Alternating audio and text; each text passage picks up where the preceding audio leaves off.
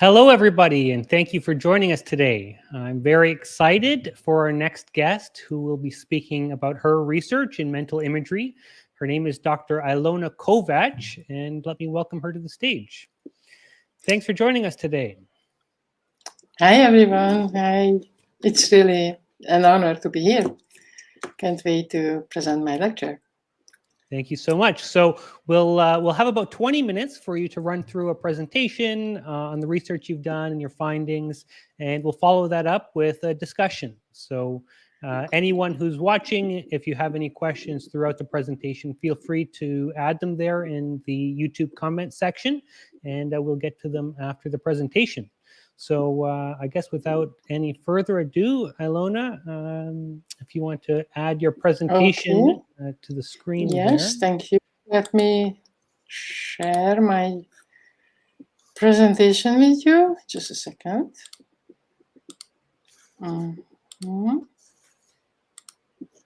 It should now be available to you. Yeah, we got it. So so I'll add that, and Ilona, when you kick it off, maybe just a short introduction about how you got into imagery research for context would be great. Okay. Okay. So I'm a university professor at the Eötvös Loránd University of Sciences in Budapest, Hungary. And when I started my career, actually, I just joined this university again a few months ago. For a very long time, I was not working there. But at the very beginning, after finishing my university studies, I started to work at the same university. And the first topic I was asked to teach was actually imagery. So that was my very first subject that I went deep into, and I really fell in love with it. And also, it made me very curious about vision, because at that time in the 70s, 80s, the huge debate between Steve Koslin and Zenon Pilishin was really exciting, but it was also very academic. So I just wanted to know how vision works. And I actually ended up in the United States, where I studied vision for 15 years.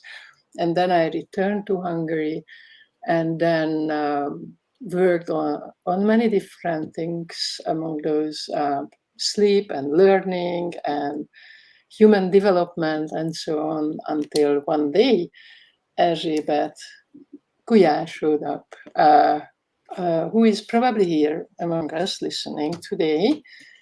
Erzsébet is aphantasic herself, and she turned to me and asked whether I would be her thesis advisor on aphantasia. Her interest in the topic was much deeper than that of the usual students, which is understandable given that the majority of her family seems to belong into that club as well. What was very compelling to me was the genuine interest in the topic without her sense of missing out on something. And I hope I understood that interest correctly, and that today's audience shares that kind of interest with Erzsébet. We definitely have an audience who will fit into that category, who's very interested in imagery, and so thank you for that. That's really great. And I'm going to leave it to you for to show your work. Okay, good. Thank you, Tom. So hopefully by the end of this short talk, we will all be convinced that the term aphantasia, although it is very catchy and it's absolutely useful to start a conversation with, is probably not the best term to describe the condition of image-free thinking. Yes, okay. When an interview has been published with Erzsébet and her husband in a daily online newspaper on aphantasia, a link has been added at the end that pointed interested readers to an online questionnaire. That's probably familiar to all of you. This image is from the Aphantasia website. However, Erzsébet used the Hungarian version of the VVIQ, or Vividness of Visual Imagery Questionnaire, developed in 1973 by David Marks. The VVIQ is, as you know, based on self-reporting the quality of mental imagery induced by particular instructions. Interested audience can easily find it on either the Hungarian or the international websites. The questionnaire has 16 questions that each can be responded to on a scale of 1 to 5, as listed here. The minimum number of points corresponding to extreme aphantasia is 16, and the maximum number is 80, which would be extreme hyperphantasia. Erzsébet's intention was to see approximately what proportion of Hungarians might self-report a condition similar to hers and her family's.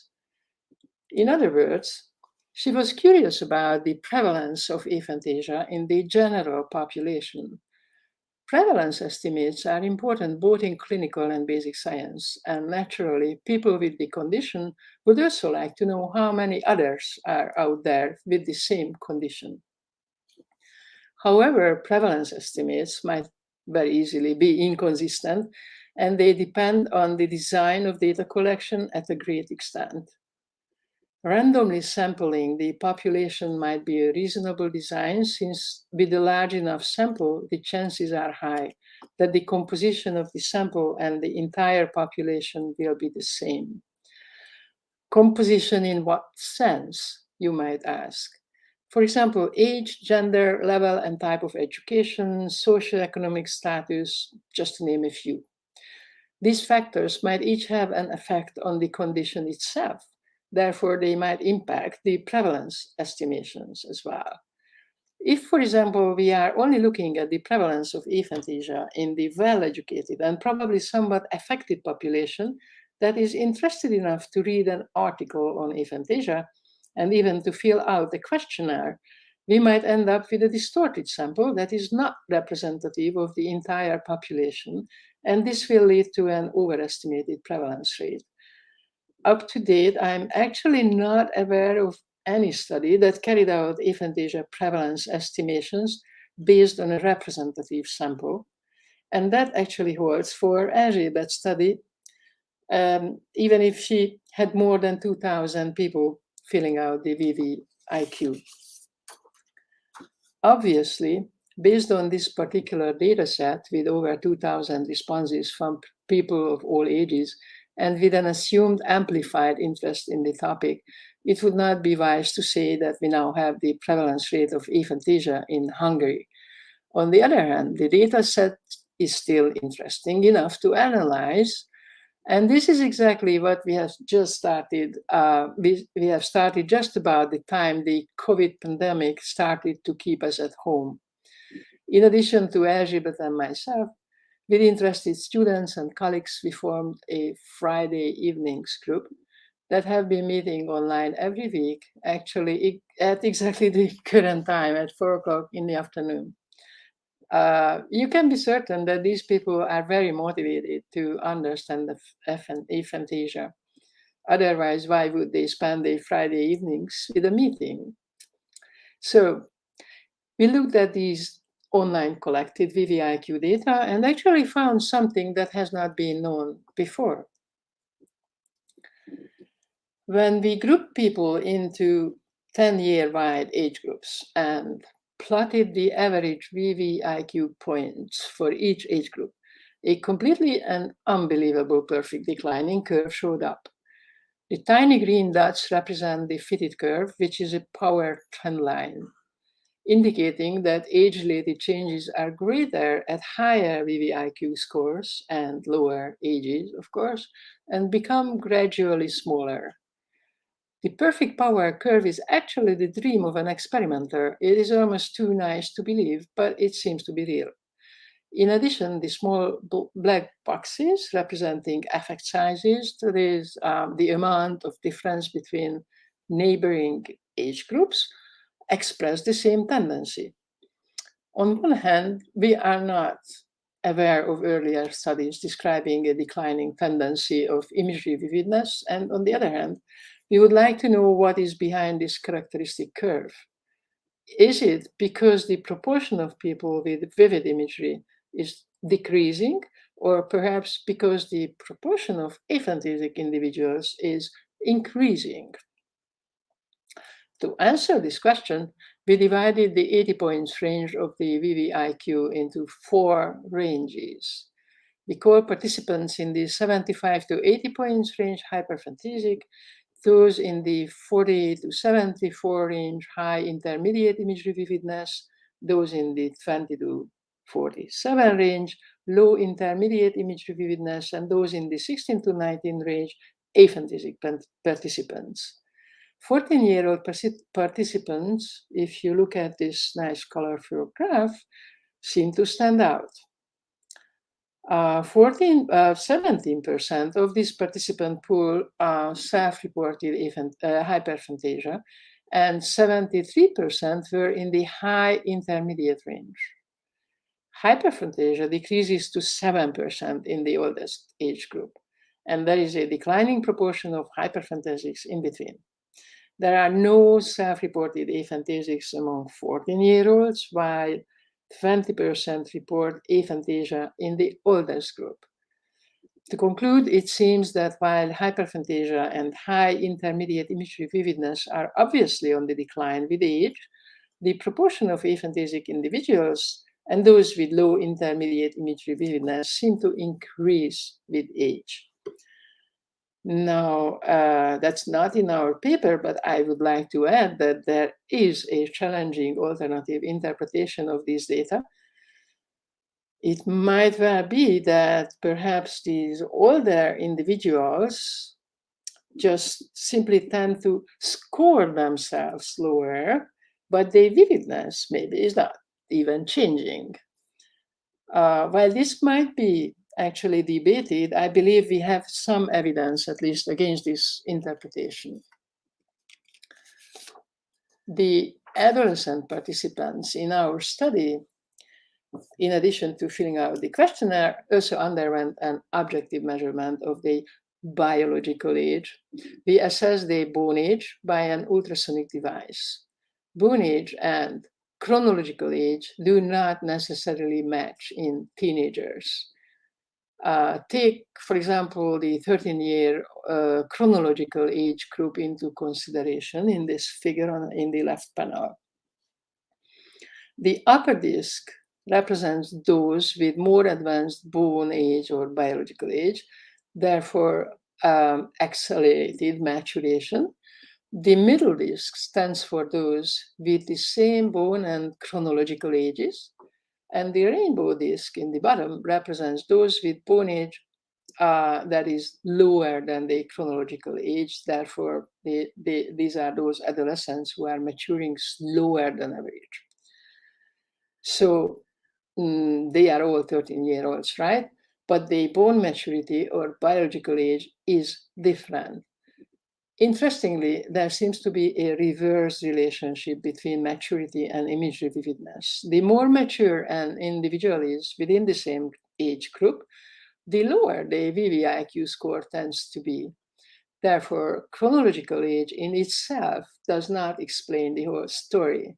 And the reasoning that older people will just score themselves down may not hold. But, of course, one can never be sure.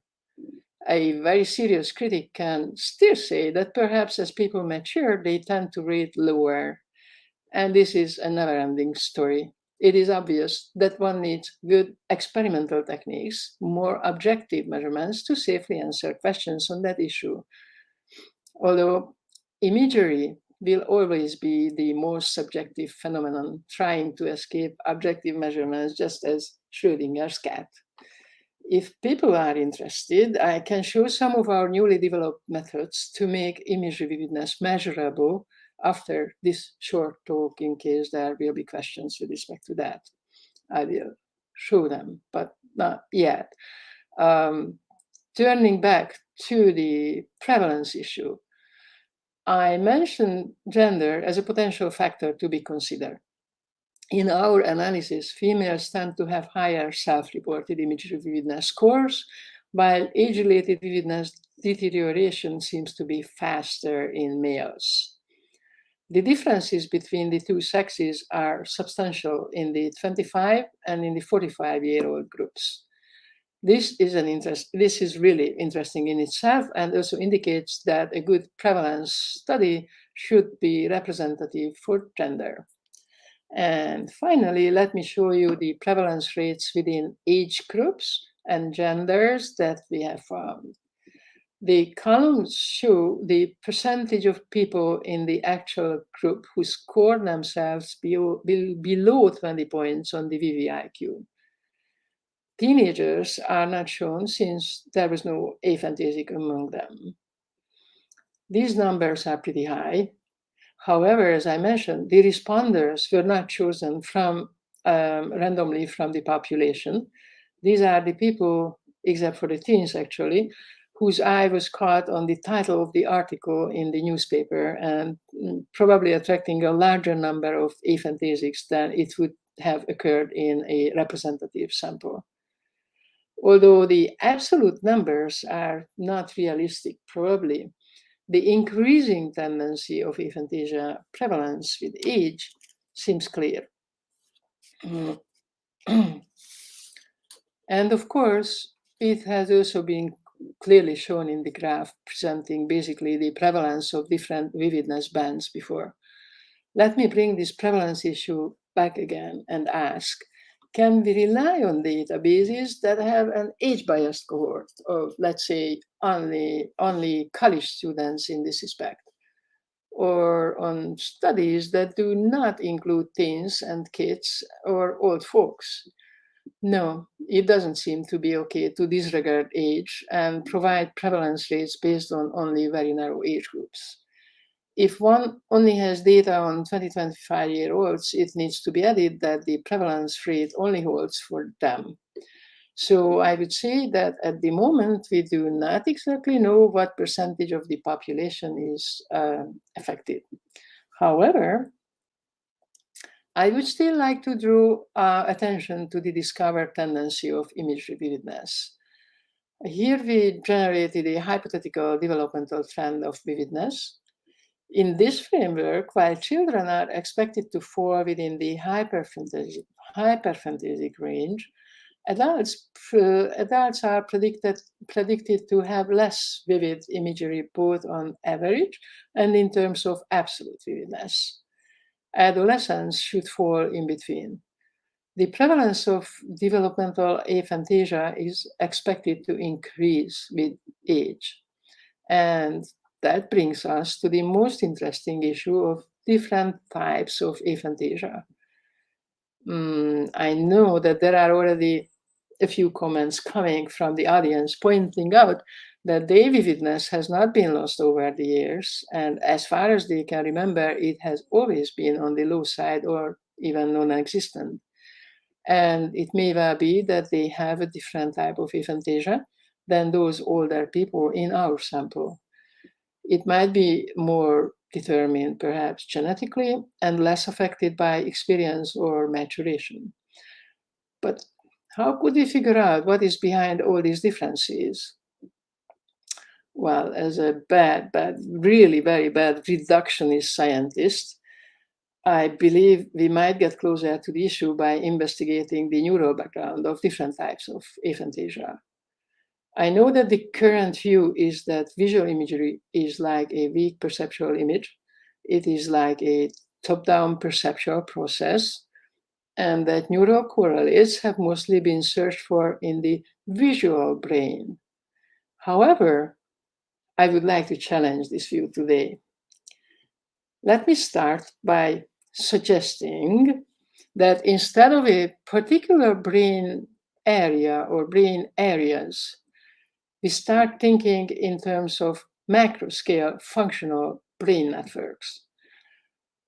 Modern non-invasive neuroimaging approaches and sophisticated analytic techniques hired from network science help to map the large-scale systems underlying cognition. An example with 7 identified networks is shown in the left panel. This framework has also recently been used to determine different types of age-related changes during development. In the example shown in the right panel, functional connectivity as assessed by fMRI, functional magnetic resonance imaging, displayed an incremental maturational pattern in the networks engaged in active task behavior, while association cortex and subcortical regions seem to have a very different disruptive pattern represented by a negative maturational index and blue colors. It is as if the task-related sensory, motor, and control networks were not only functionally different from the default network, but the maturational pattern would also be unusual.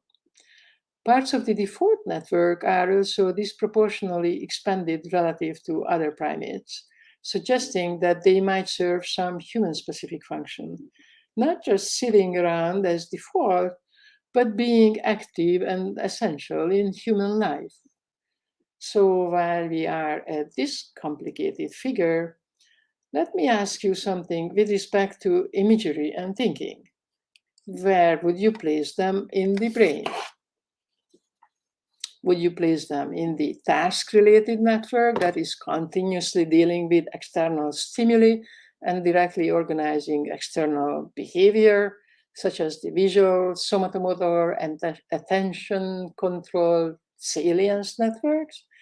Or would you rather locate it in the so-called default network that is active when we are free of stimulation and external behavior? Right. The second one seems more reasonable. Why should we try and look for neural correlates in the visual network, purple areas in the figure, when there is a huge network being active just when we need it, in the absence of stimulation? Although in more detailed figures, there might be some overlap between red and purple areas, they are located in stunningly different parts of the brain. And what should we find if, instead of the visual, we now start to study the default network? Well, I think we might find that there is a mental sandbox in there that is largely free from the incoming stimuli and the everyday chores of motion control, and can be freely packed with the building blocks of thinking. These elements are probably different in their nature. They might be more episodic, full of color and detail, resembling the physical world. They might be very abstract, lacking all the detail, but more organized, perhaps, more essential and more categorical. And there might be mixed ones as well. It would all depend on the ability, motivation, and experience of the individual. What elements would they most frequently use in their own mental sandbox? Based on the just reported findings, one may suspect that at a young age, there are more episodic building blocks, and the sandbox receives more and more mixed and abstract elements with age and maturation, resulting in developmental aphantasia. Sandboxes may also differ due to the already mentioned neurodiversity. People might be genetically determined to use different elements in the sandbox, resulting in, for example, congenital aphantasia. In the context of the mental sandbox, it is not the sheer presence or lack of elements, but the difference between the elements that captures a hyperphantasic or an aphantasic sandbox. And in this context, since it is not a lack of something to miss episodic details in our heads, but a difference in the nature of the available building blocks to represent our inner world, the term aphantasia may not be the best term. What would be a better term? Well, I think I will leave that up to you. Thank you very much for your attention. I will now stop sharing this presentation and I am open to questions. Fantastic. Thank you so much for that presentation. It was highly, highly interesting. And there's quite a few number of points for discussion that I'd like to go through. Well, anyone who's watching, if you have any questions for Ilona, you can place them in the chat there and I'll get to them after a few of my own. So a couple of comments I want to make. First is the wholehearted agreement on the sampling bias issue. I think this is a huge issue in the space in general, not only because of where people are finding out about imagery differences, but also the type of people to fill out surveys are already going to select for a certain personality and type of thinking. So I think everyone has to keep this in mind when we look at any of the prevalence numbers. That there's so much of that sampling going on. One of the questions I have on specifically the VVIQ and how that data impacts the findings here. How might the cognitive understanding of the questions impact how people respond? Like, my assumption here is that if I'm unaware that visualization is something that's real and tangible, I might say that I'm seeing something vividly, but not understanding cognitively that there's a difference between conceptualization and visualization. So how might understanding of the actual question impact the findings? I think it should. So I have a couple of friends and colleagues, for example, the members of the Friday evenings group, who are not able to fill out that questionnaire because they just start to think, okay, what does it mean that I should see it? Maybe I do, maybe I don't. I have no idea. Is it 1 or 2 or 3, or maybe it's 4 or 5, and they just give up. They don't have a number at the end. And then, yeah, indeed, if someone has never experienced it and has never had a conversation on the issue with another person, then the interpretation is definitely a question. So it may not be a realistic thing. But I really don't believe in questionnaires. I don't think they can provide you with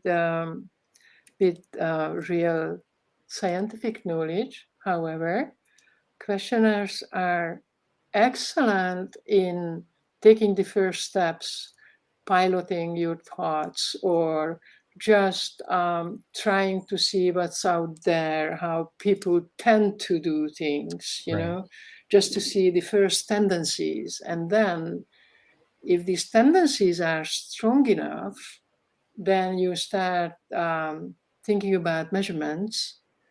You start to bring this entire topic into your laboratory and find tools to measure those tendencies more objectively. And I think the tendency that we found here is not just simply strong, but it's unusually strong. I have never seen anything like a perfect, like that. It's like a perfect data set. Yeah. Well, we'll come back to, you made a point there about maybe some new ways to measure vividness. So I don't want to forget about that, but maybe we'll come back to it.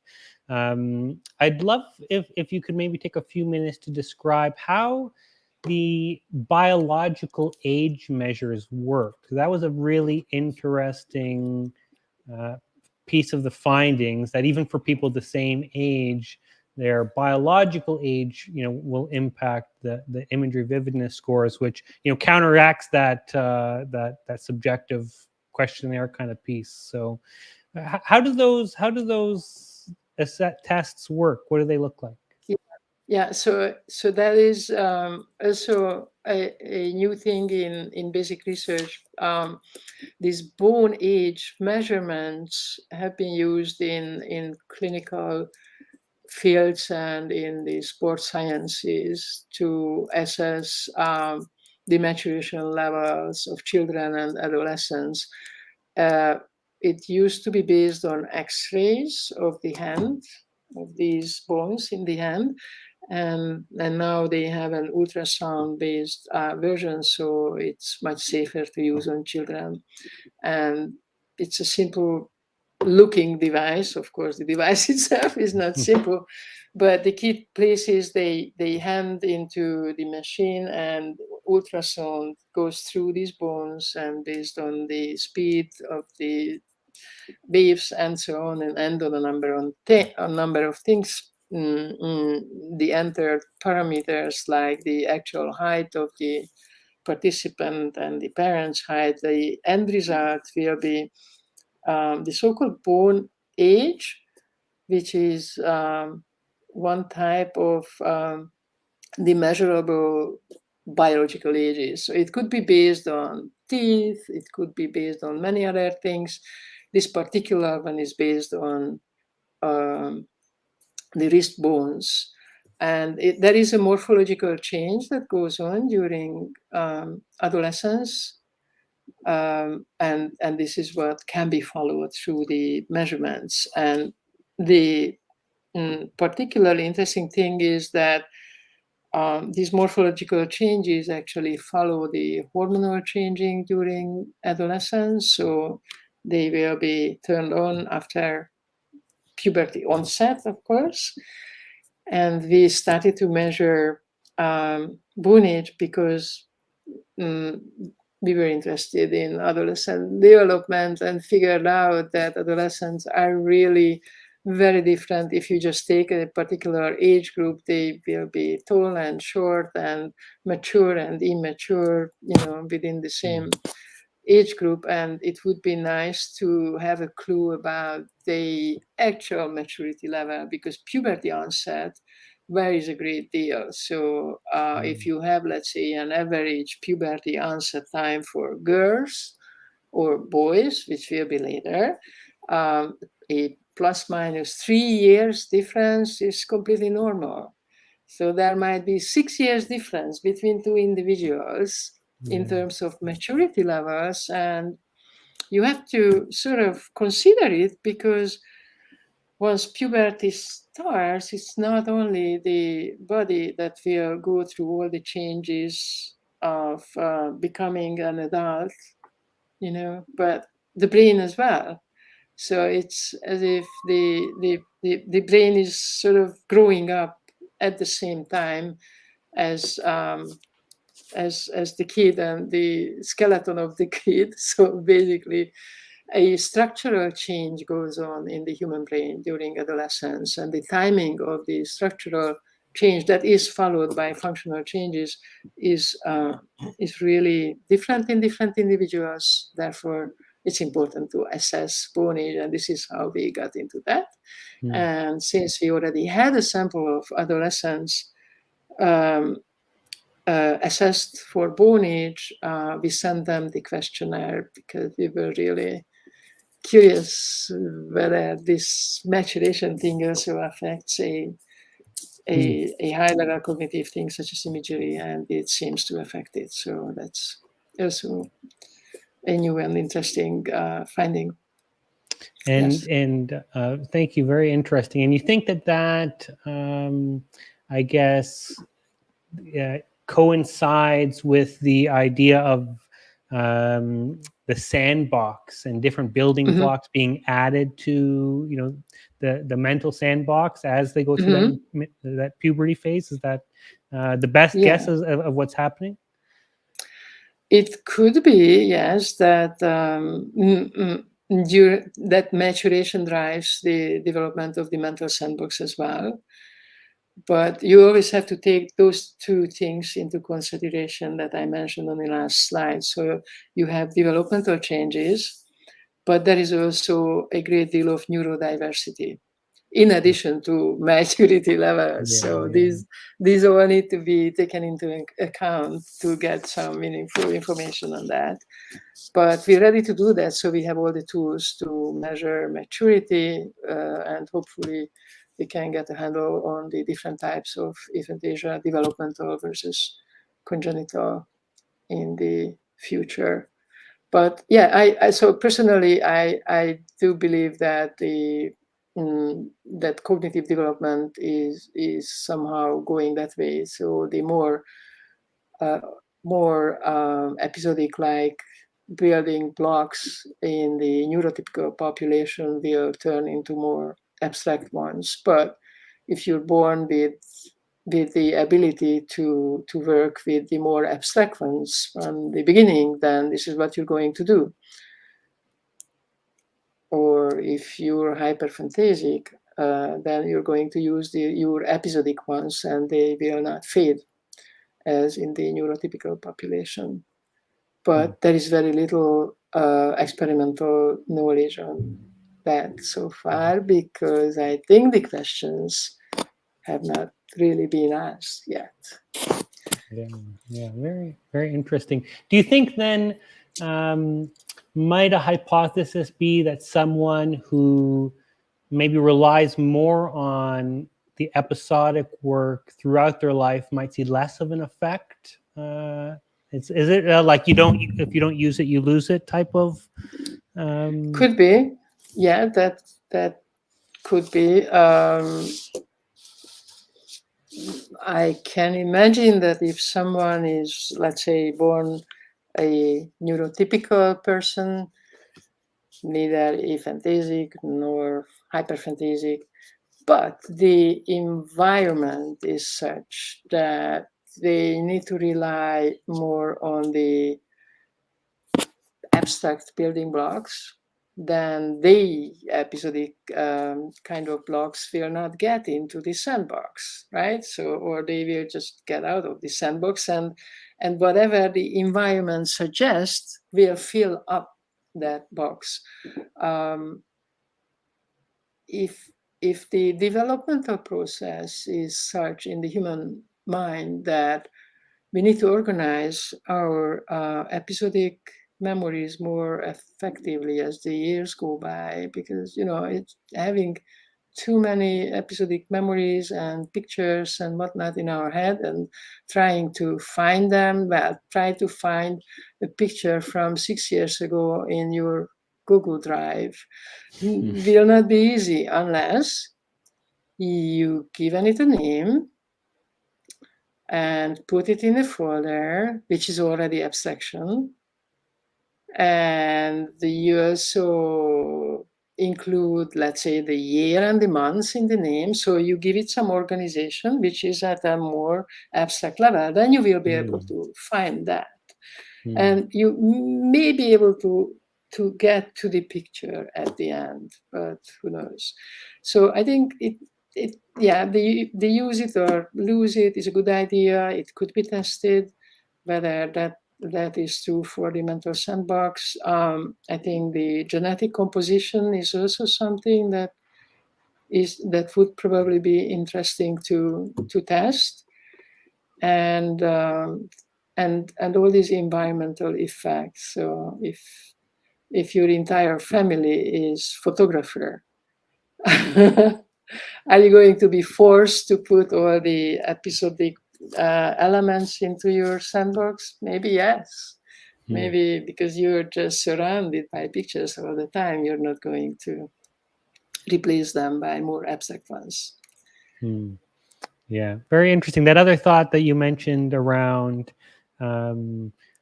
as you get older and accumulate more memories and more episodic experiences, the ability to remember them means you have to structure them in some way to sort of sort and access them. That in and of itself employs some of the logical and abstract thinking, which maybe adds more blocks to the sandbox, which is itself a consequence of age and of volume of memories and things. So that's a really interesting idea. Yeah. Right, and there's one thing that we probably it's useful to keep in mind, that this sandbox is, I imagine it within this default network of the brain that is largely independent of sensory stimulation and behavioral control. So one might be free to use it according to their own needs or motivations or whatever. Right, so that's a much more plastic playground than, for example, the sensory cortices of the human brain that are wired, that are actually pre-wired even before birth and then wired very strictly according to stimulation. There's not such great variability in that. Mm-hmm. But the default network has a large potential to wire itself in many different ways. And then that plasticity would imply, at least for those who are neurotypical and have imagery, that its vividness could potentially be changed with the right inputs. Somehow I couldn't hear the question very well. Could you repeat it, please? I think the idea that if there is this plasticity, that someone who is neurotypical might actually be able to change their imagery experience. Mm-hmm. Or was your question about those who are at the extremes, whether plasticity would imply? I mean, maybe, yeah. Do you think so? Well, the first question is if someone wants to change it, really. I mean, why would you? Great question. It's yours. I wouldn't. I get asked that question all the time. Would you take the pill? If you could. And I always say, maybe I'd try it for for a day, but I would never change it irrevocably. Mm-hmm. Yeah. So that's another question. Maybe this is not a scientific question. It's more human life question. But I do believe that these questions can only be answered by the use of objective methodology, because this is really Schrödinger's cat. Right. And it's not. I mean, it's no wonder that we have such a little knowledge about imagery. It just escapes measurements and comparisons. So. If we would like to know whether there is a plasticity of the sandbox of the imagery extremes or the neurotypical ones, I think, as I mentioned, I'm a reductionist. It would be the investigation of the brain itself, the networks of the brain, and that should lead us to that kind of knowledge. Everything else is mostly anecdotal, but I also like anecdotes, right? So questionnaires and anecdotes and stories are all very interesting and very valuable. Well, they help point us in a direction exactly for further investigation. Exactly. So I can't not use that as a jumping off point for you to talk about your own measure, of imagery that's maybe a little bit more objective. So how do you think about that? If you could please share these slides that are prepared here. Sure. We could already actually jump to the next one, and I can do that myself. So what you can see here on the right-hand side is Schrödinger's cat, which is either dead or alive. But you will never know, because once you start measuring it, you start to approach it, and you want to know whether it's dead or alive. It will be impossible to know, because you're interfering with what's going on in that box where the cat is actually. So that interference works for imagery as well. But you can do a number of tricks. This is a paradigm that is not using the two cats, but it's using two different visual stimuli. For the left eye, using a mirror stereoscope. So we put an image on the screen, which you can see from above now, and the mirror will reflect it to the left eye of the person. You show a grating that is going from the left to the right, and the right eye will get a different one that's going from the right to the left. So the two eyes of the person will get two cats, and two gratings. And the two gratings will actually alternate in your subjective experience. They will not become one grating, and while the stimulation will always be the same. So you're just getting these gratings all the time. We don't do anything to the gratings. We don't stop them or anything else. It's just going on. Your subjective experience will be either the red grating from left to right or the green grating from right to left, okay? And that's called binocular rivalry, a rivalry between the two eyes. But in fact, it's not a rivalry between the two eyes, it's a rivalry between the two gratings in the brain. Now, earlier studies looked at binocular rivalry by asking people to press buttons when they see the red or when they see the green grating. This is a possibility as well. It's not as good as this method that I'm presenting to you here, because when you ask people to report their subjective experience, it's this dead cat, live cat story. You're interfering and you're changing the situation that you want to measure. So it will escape. I will show you a figure.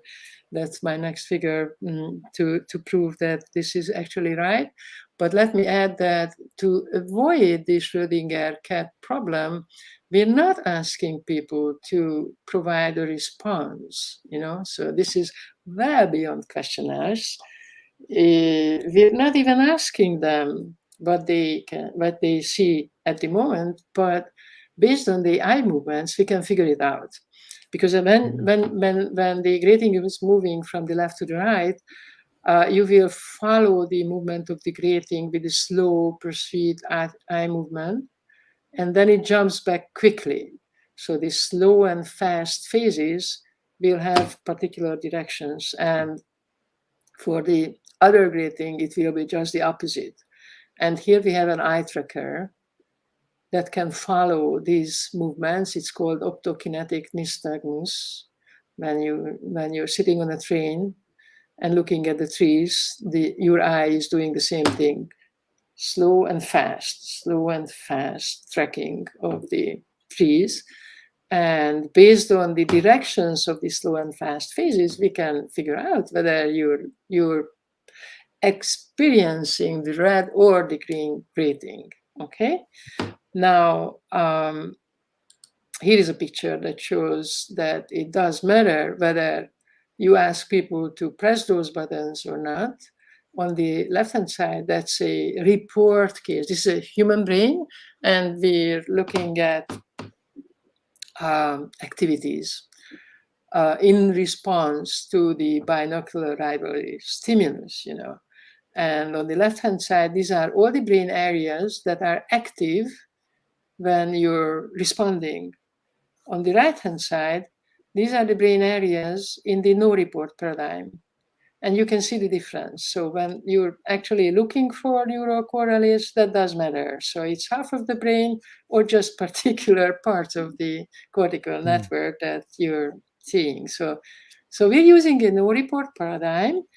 And we got some inspiration actually from Joe Pearson, who is one of the most famous researchers of this field, with many experimental papers that are really beautiful and fantastic in themselves. So the inspiration for the imagery part comes from Pearson and colleagues, where in addition to the rivalry stimulus, we are actually giving a previous cue to the person. Are you still here, Tom? I am, yes. I just removed myself so everyone can see the full graph. I just wasn't sure, so thank you. No Can you problem. still remove yourself Yes, a little bit? Okay. So you get a cue and it says red. So imagine red. And then you get 6 seconds to build up the imagery of a red grating. And then you have a 95 seconds trial phase when the two rivals greetings will show up. And then there will be a break, and this repeats. Sometimes you get the cue of green. And what we look at is the modulation of the natural rivalry alternations by the cue. So will you see the red grating more if you imagine the red cue previously? Actually, the answer from this paper, Pearson and colleagues in Psychological Science 2011, is yes. So a neurotypical person will see the red grating for longer intervals than the green one. However, if this exact same paradigm is repeated with an aphantasic individual, the modulation will not occur. So the imagery phase will not have an impact on the binocular alternation phase. So we're using that a very similar paradigm to Pearson's with the no report version, which will make this paradigm even more objective. And the hope is that we'll be able to assess the actual individual imagery vividness levels using the binocular rivalry optokinetic nystagmus priming paradigm. And on the right-hand side, Tom, you can come back. I'm on the other panel. It's a very similar one, but this is the auditory version. So, of course, one would like to know whether vividness levels are generally similar across the different perceptual modalities. And I also wonder what is your experience, how people experience across the modalities. So if you cannot see images, can you hear sound? Can you imagine a musical piece, for example, in your head? If you're playing an instrument, is it the sound is just hitting you as you're playing, or is it there before you play that melody? So that is the paradigm to measure exactly that. Here we have two auditory streams that can be grouped together. So this is our stimulus here, and then it can be all the sounds can be grouped together into an integrated percept. The lower sound is a lower sound, so the frequency is lower, and the higher one is a higher pitch, so it's low, high, and so on. And the integrated percept would include all these sounds. But you can also hear a segregated kind of percept when all the high or all the low sounds are grouped together. And the nice thing here that can turn this paradigm into a no-report paradigm, because at the moment we can only ask people if they can hear the integrated or the segregated version of this stream, is that the EEG signal will reflect the actual percept if you analyze it correctly. So there is then no need to record the responses, and we can rely more on the internal responses of the brain. And the Schrödinger problem will be a bit smaller in this situation. So the paradigm is very similar. We're using a priming paradigm. We tell the subject to imagine the integrated melody. They have some time to do that, and then we provide them with the ambiguous stimuli that can be heard either integrated or segregated, and then this will repeat, and we're trying to see if the percept is modulated by the previous imagery phase or not. So with this paradigm, there have not been many publications because this has just been generated. It's based on István Winkler's and colleagues' earlier results. So the auditory streams paradigm is a really well-known paradigm and it exists in the literature, but the priming part is a new one. We have some primary results. These are still pilot results. Let me show you just one that are encouraging. In this example, what is shown is that the integrated percepts length, if you're looking at the responses within groups of listeners who have low, intermediate, and high VVIQ scores, this is how we selected our subjects, will be different across these three groups. So low and high VVIQ score. So this is visual, right? On the horizontal axis.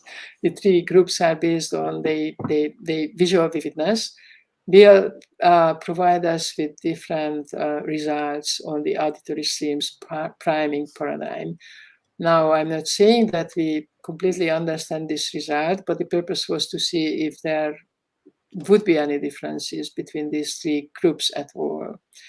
And that's where we stand. So we're obtaining more data by these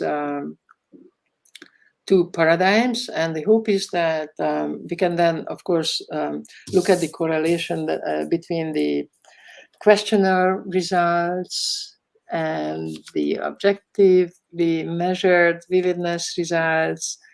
And perhaps we can establish the developmental trend a bit more. So nobody can say that, okay, more mature or more aged people tend to score themselves lower if the correlation holds. And then we can also bring people to the lab based on the objectively measured vividness results and look at the cortical network architectures in more detail, or do extended genetic explorations on families, for example, of aphantasic people or hyperphantasic people, and so on. So thank you very much for letting me show these more complicated pictures. I hope they made some sense at least. They were very, very interesting. Great to see the priming effect in the auditory sphere as well, which is really, really interesting to see.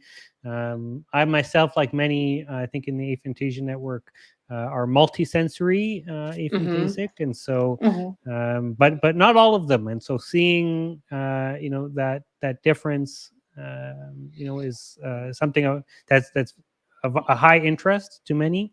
Many who still also have a difficult time answering the question because of the that the difference between inner monologue, let's say, or inner speech and auditory imagery. And so any kind of effort to understand what's happening in the multisensory component is highly useful. So thank you so much, Dr. Kovács. It was a really fascinating presentation. Congratulations on all the work you guys have done at the lab there. I hope your work continues. Oh, thank you for the invitation, and I really enjoyed sharing this data and plans with you, and I hope in the future I can provide you with more results even. Absolutely. Absolutely. We'll see you again next time. Thank you very much. Okay. Okay. Bye-bye, everybody. Bye-bye.